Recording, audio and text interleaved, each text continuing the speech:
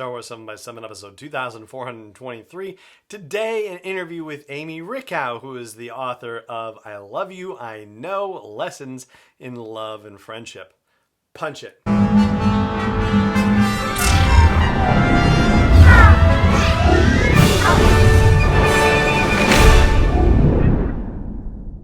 Hey Rebel Rouser, I'm Alan Voivod, and this is Star Wars 7 by 7, your daily dose of Star Wars joy, and thank you so much for joining me for it. So, the deal with Amy Richau. Amy Richau is a regular contributor to the official Star Wars website, that's starwars.com, and the magazine Star Wars Insider. Her work has also appeared in Nerdist, Screen Rant, and she wrote about the Denver Broncos for several outlets over the years, including the Mile High Report. She's worked as a researcher for the docu-series about female Star Wars fandom looking for Leia, and she's been researching female Star Wars characters and women who worked behind the scenes on Star Wars projects for the 365 Star Wars Women Project, which has now become 365 Star Wars and gone far beyond 365, which is awesome. She has a background in film history analysis and preservation from academic and archive work at UC Santa Barbara, the George Eastman House, the UCLA Film and Television Archives, YCM Laboratories, and the Lucasfilm Film Archive, I should say, at Skywalker Ranch. And just a little bit more about 365 Star Wars. It started out at the beginning of 2018 as 365 Star Wars Women, and in the project she highlighted a new female character, actress, writer, producer, or artist from Star Wars films, TV shows, books, comics, and more every day, and it is ongoing. Now, I do have to apologize for about the last minute or so of the recording of the interview because there were some audio challenges while we were recording it, and so the last minute or two, there's a bit of a background static hiss thing underneath the recording. So, Amy, I'm sorry about that, and to you listening to the podcast and hearing this interview for the first time or the fifth time, however many times you decide to listen to it, I'm sorry about that too, but the rest of the interview is pristine and intact, and I'm very excited to share it with you. So, without further ado, here is my conversation with Amy Richau and talking about her first ever Star Wars book, I Love You, I Know, Lessons in Love and Friendship. Amy Richau, welcome to Star Wars 7 by 7. How are you today? I'm good. Thank you for having me back. Oh, I'm so glad to have you back. It's been, so it was Celebration of Chicago. We were just talking about that. April of 2019. Things are a lot different. I know. It was like it was like we were in a different universe. Really, it was a beautiful, I was going to say a beautiful bubble. Now, bubble, of course, has quite a different meaning in our lives these days. Yeah, no, but I mean, it really does make me nostalgic just thinking back because we met right after, I was on a panel, which was the highlight of that convention for me. And I'd kill to, be running around a convention center trying to figure out where to get food or, where to find a room. Like, that sounds lovely right now. Oh, yeah. Well, fingers crossed for 2022 in Anaheim that we'll all get to have that experience again. Yes. But in the meantime, we are here to talk about I Love You, I Know, Lessons in Love and Friendship. And so, big congratulations on your first official Star Wars book. And I'd love to start out by asking you to share with our listeners what your reaction was, whether it was, when you got a call or an email or what have you, like the first inkling that you found out you were going to be asked to do this. Can you share that experience? Sure. So it was kind of early summer 2020, and I think a lot of people can relate to this. I was spending as much time as I could on my back patio because that was I just wanted to be outside and out of my house after being kind of cooped up, and I was playing Animal Crossing.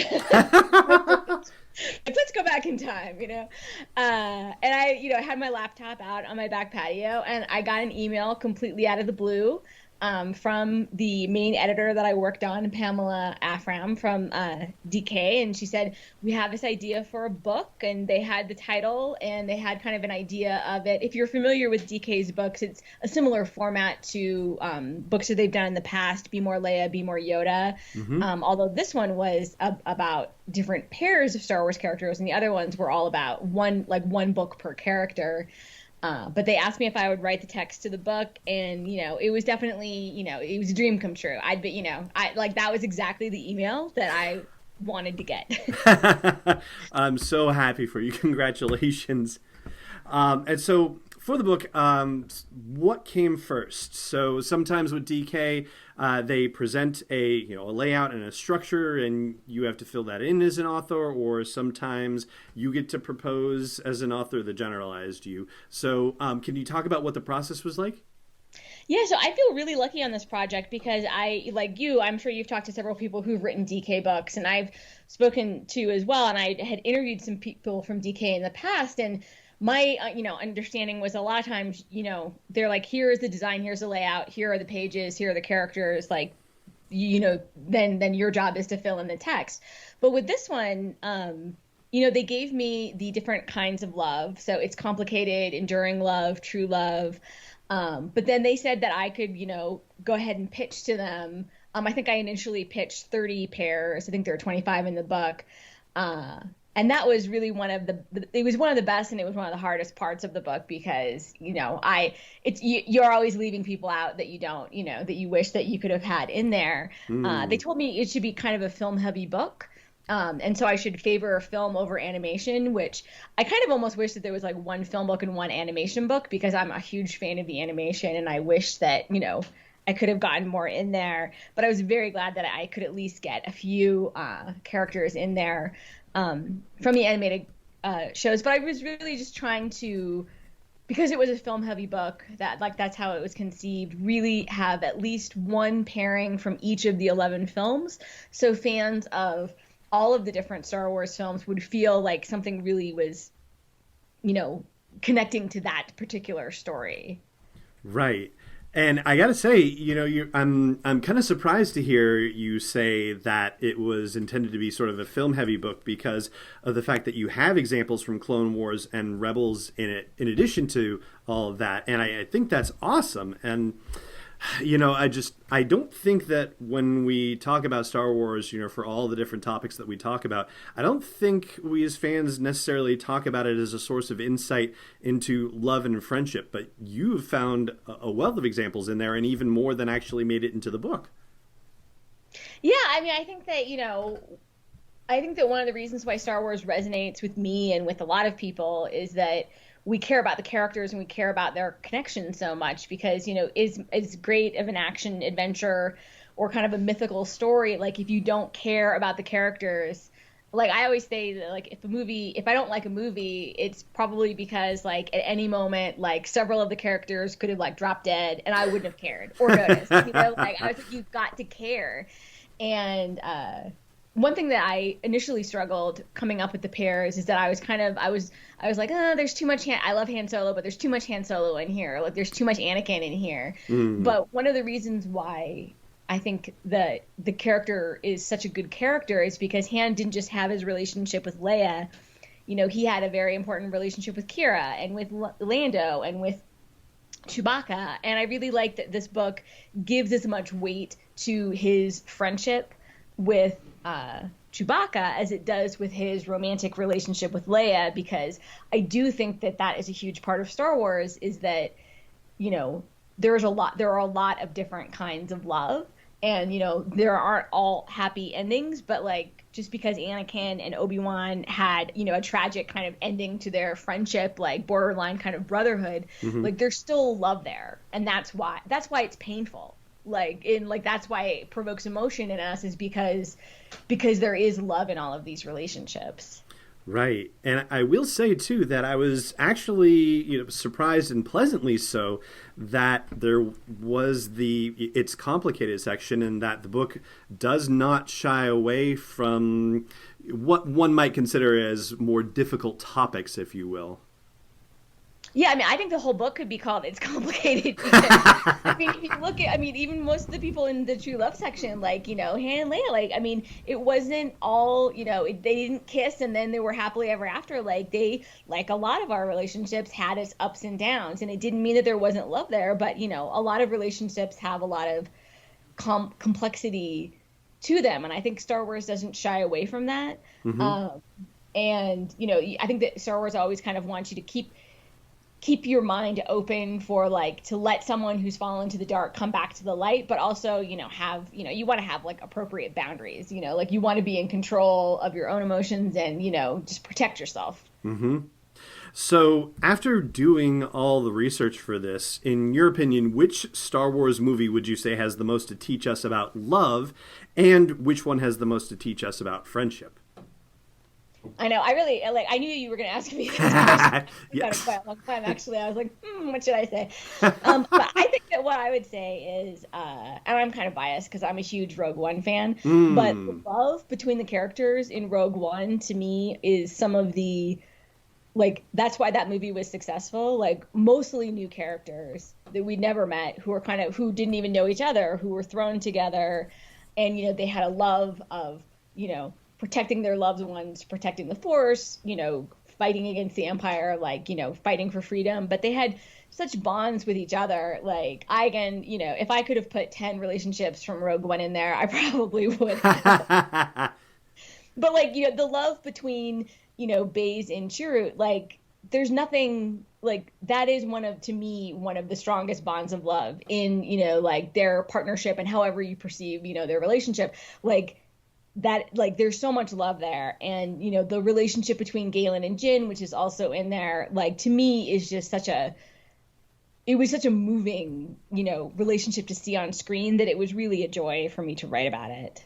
I'm really surprised and happily so to hear Rogue One as your answer to that, and I feel like that movie definitely is growing on people over the course of time. It seems like it's just one of those movies that's going to really stand the test of time in a way that I don't think we got to experience in the moment.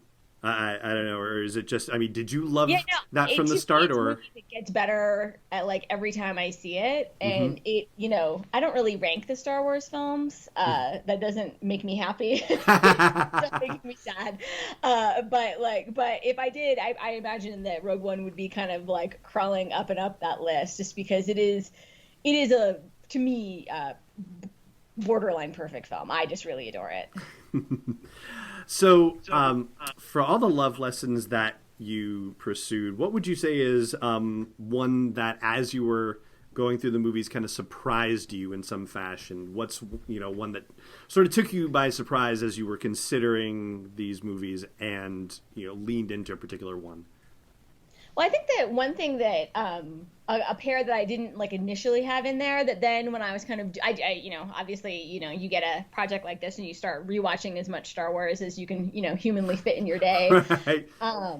But having Val and Beckett in there, they Hmm. weren't two that I initially thought of. But when I was watching the scene like with them in the campfire, like when I think of Val, I think of her ending, a lot, and how sad I was that like she wasn't in the movie more, and like kind of like how she died, that character. But when I think about the character, like now I think more about like her relationship with Beckett, which really did seem to be a genuinely and true, like wonderful love affair between them.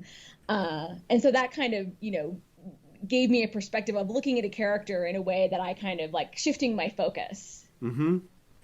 Yeah, that was a great one to pick. I agree with you, and you have multiple solo references in there too, which is also awesome. I feel like you've done a lot to kind of enlighten me in my own experience of the new Star Wars movies, in particular. So I'm very grateful to you for that. What would you say about a friendship lesson for which your appreciation may have deepened as a result of your work on this book? I know that one. I feel like it's so many. Ray and Ben, not Ray and Ben. I don't know if they had a friendship, but like they had a very complicated relationship. Yes. But I think it was more than a friendship. So there, but Ray and Finn. Ray and Finn's friendship is one of my favorite in the sequel trilogy. Leia and Holdo's friendship, like in The Last Jedi, like meant a whole bunch to me, and so I think I would probably pick those two. Those were really great. And so The Last Jedi in general, I think, just had a lot of really wonderful friendship moments. Yeah, I agree with you wholeheartedly, and I think you did a wonderful job with the book, and I really like the new spin on it. You mentioned the previous books, like to be more Leia and Lando that had come out previously, but this is a really neat new way of approaching these books, and you did such a fantastic job of it. Oh, thank you. So, for anybody who wants to learn more about you and about your prolific Star Wars work, where should they keep up with you online? Okay, so I have a website, 365starwars.com. On Instagram, it's 365Star Wars. Twitter, 365_Star Wars. But I'm much more active on Twitter with my personal account, which is just at Amy Richau. And I continue to contribute to StarWars.com, and recently have joined the contributing team at Star Wars Insider, and hopefully that will continue throughout this year. That is wonderful. I hope so too. And also, I think you are in issue 200 as well. So congratulations on that. Thank you. Yeah, no, that was that was a fun one to be in. And I will make sure to link to all of those things in the show notes for the show's episode at sw7x7.com. Amy Richau, thank you so much for rejoining me on the show. It was wonderful to talk with you. Thank you. And there you go. That's my conversation with Amy Richau, author of I Love You, I Know, Lessons in Love and Friendship from DK Publishing. And once again, sorry about that last minute or so, but hopefully you got to hear everything that you wanted to hear and more. The book is great fun, and I did a review of that separately, and I'll link to that at the blog post for this show at sw7x7.com as well. And if you want to talk more about the book, then find the episodes for the show at Facebook, facebook.com/sw7x7. And that is going to do it for today's episode of the show. It just remains for me to say thank you so much for joining me for it, as always, and may the Force be with you wherever in the world you may be. 7x7 is not endorsed or sponsored yet by Lucasfilm Limited, Disney, or 20th Century Fox, and is intended for entertainment and information purposes only. Star Wars, the Star Wars logo, all names and pictures of Star Wars characters, vehicles, and any other Star Wars-related items are registered trademarks and/or copyrights of Lucasfilm Limited, or their respective trademark and copyright holders. May the Force be with them. All original content is copyright 2021 by Star Wars 7x7. We hope you love it.